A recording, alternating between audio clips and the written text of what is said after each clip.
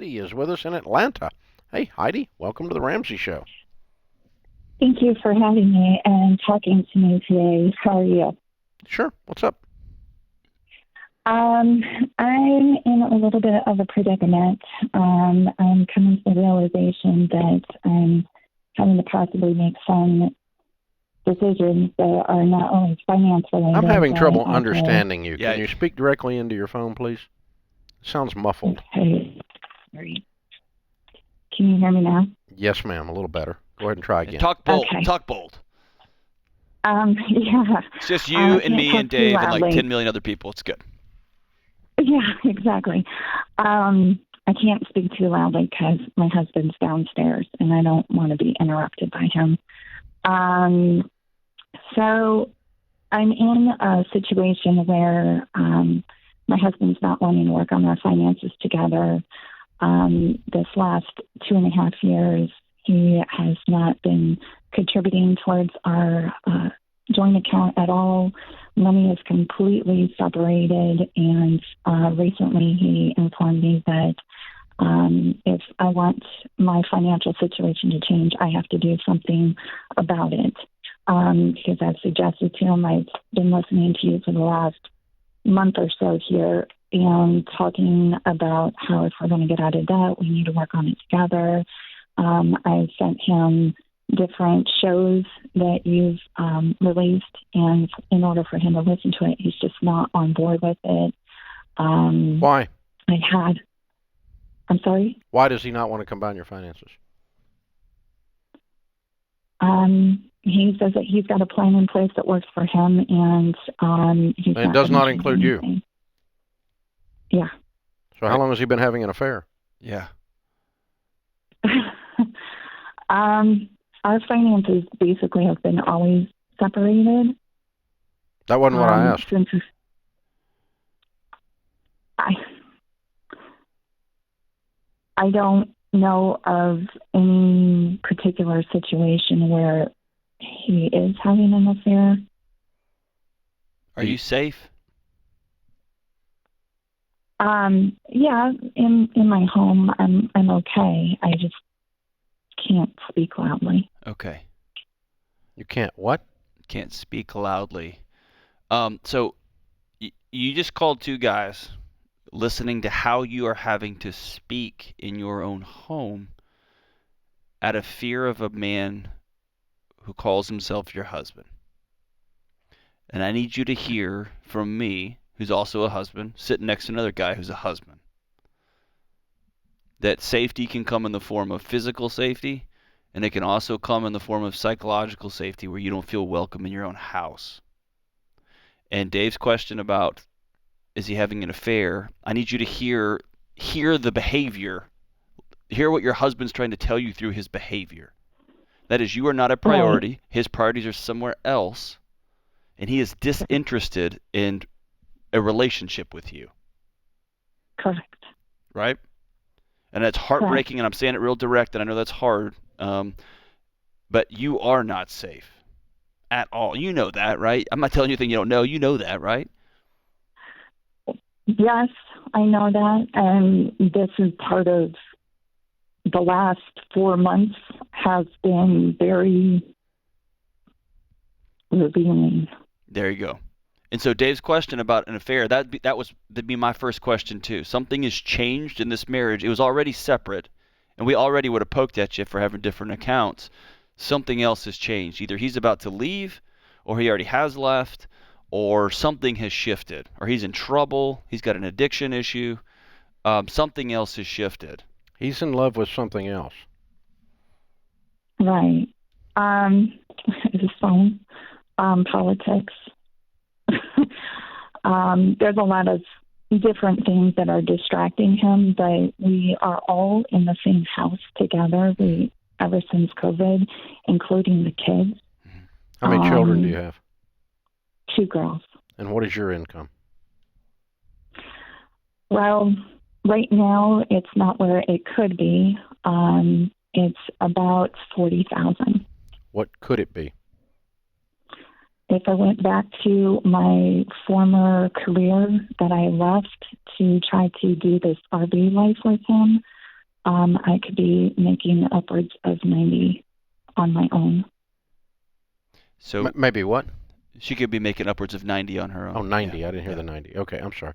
And how old are your children? 13 and 9. Okay. Can I ask you a real hard question? Yes. Is this the picture of love that you want to communicate to them? No, it's not. And I've been, wrestling with this, like I said, for the last 4 months. And after speaking to some of my friends and coming to the realization that, not only is it financial abuse, it's my mental health, it's my children's mental health. There you go. Yep. It's all of it. This is not the person my parents raised. My dad, I bought this house on my own, single.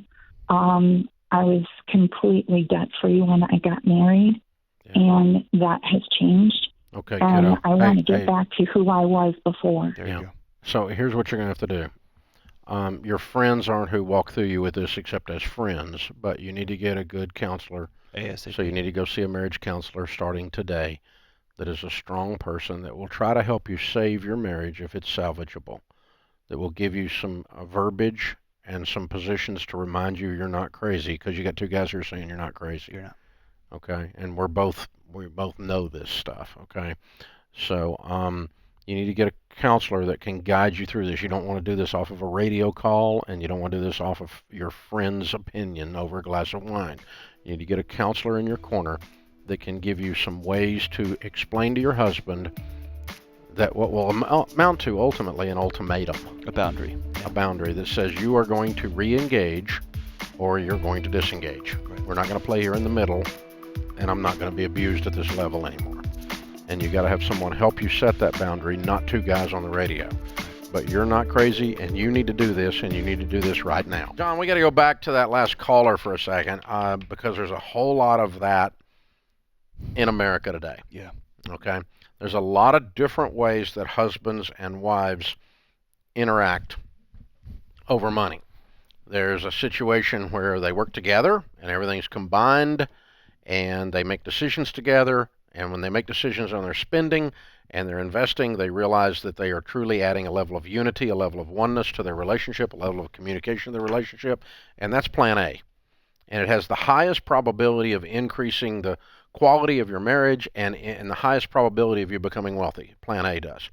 Plan B is to healthy, mentally mature, emotionally mature people who operate financially like roommates, but both of them have a vote, and there is a mutual respect, and there's communication between them, but they run separate accounts.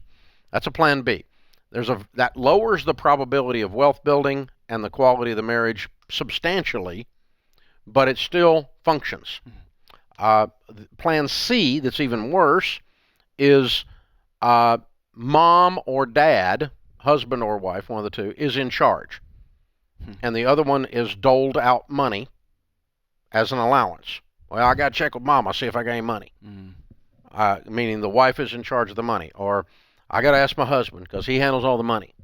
And, I don't know what we've got. And they die, the one that handles the money dies, and the other one just left clueless and with no skills because they don't have decades of handling anything. They basically are a glorified child being taken care of by an unglorified parent in that setting. And that is damaging to the relationship, and it's really damaging to the money, really damaging the money. That plan F, where you fail the test, is one toxic member of the team is in control of the money and the other person. It's fine. That's abuse. With toxic financial abuse. Right. The extreme of that is there's a high correlation in the data and in the actual practice, and I've seen it on the financial side. I've talked with other coaches. You and I have talked about this.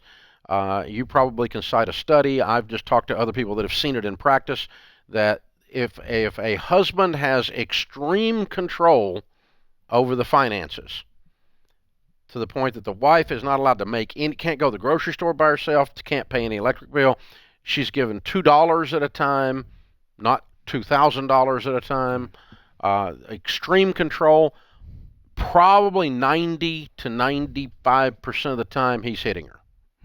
Domestic violence tied to that. If there's that level of control, you can just about count on it. That last one gets really close to that. That's why my first question was, are you safe, right? Because Yeah, you could but feel it. she wanted to say safe was emotional abuse, but she's upstairs and can't speak loudly because he's downstairs. That's right. Which makes me wonder about that whole thing. And how many calls have we taken, you and I have taken, that have a couple on, they disagree, they're either laughing about it or they're in jest but serious.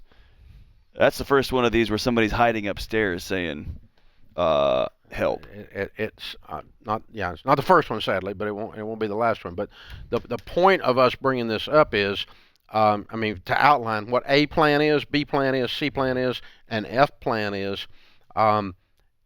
Here's the thing.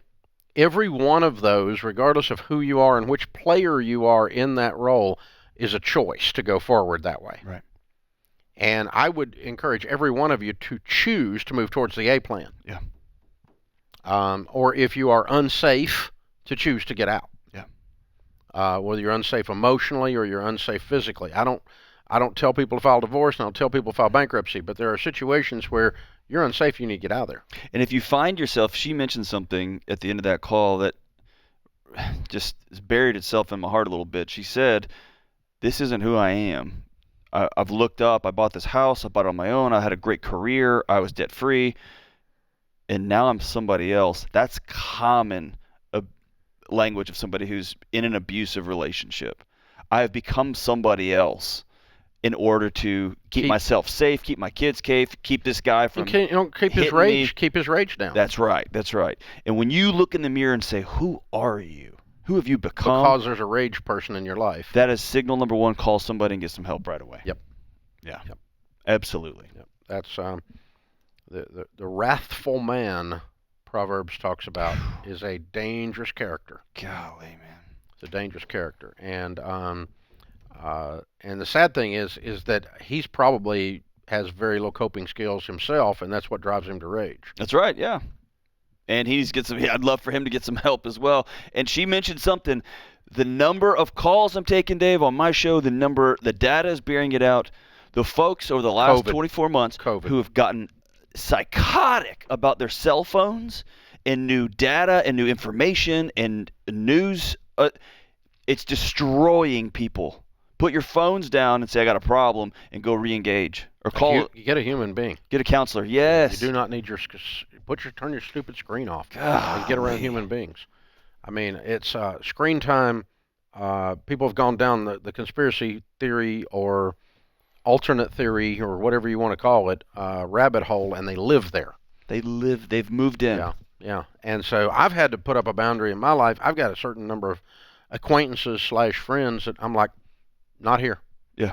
I'm not talking about COVID anymore. I'm tired of it. There you go. It's no longer fun. I don't want to talk about it anymore. Yeah. Because you're all stupid. All of you are stupid. I'm just not talking about it anymore, And if I die from it, y'all can make fun of me then. It's fine. Right. But it's all good. And you can be mad at Dave Ramsey, and you're already mad at him, so screw it. Whatever. It's okay. So, but I mean, this whole thing, you've got to, this rage that has welled up inside of started with a quarantine, and has driven people, the fear off of that. It's an existential crisis of another kind. It is. And we are feeling a mass psychosis, man. Dude, this is how nonsense gets started, Dave, that you can't wheel back. And so I want people to put their phones down and go call a friend. Call and ask your close buddies, have I been raged out? And if they're good friends, they'll be honest with you. Say, no. Or they'll look you and say, yeah, we've been worried about you. Yeah. I've had those moments in my life, man. Well, you get in fight mode and you stay jacked up. And you never get off fight. You just go looking for the next fight, the next fight, the next fight. Yeah. And it's a jacked up thing. And then all you do is just keep Fox News on or CNN on, whichever version you are. And they'll feed it to you. And they'll make sure you're pissed off. All 24/7. That's how they get paid. Exactly. And if not, you can turn on your local news and a tornado's going to kill you. But yeah. Oh, my God. There's a snowstorm. It's like, oh, jeez. Just get in the truck and drive to work.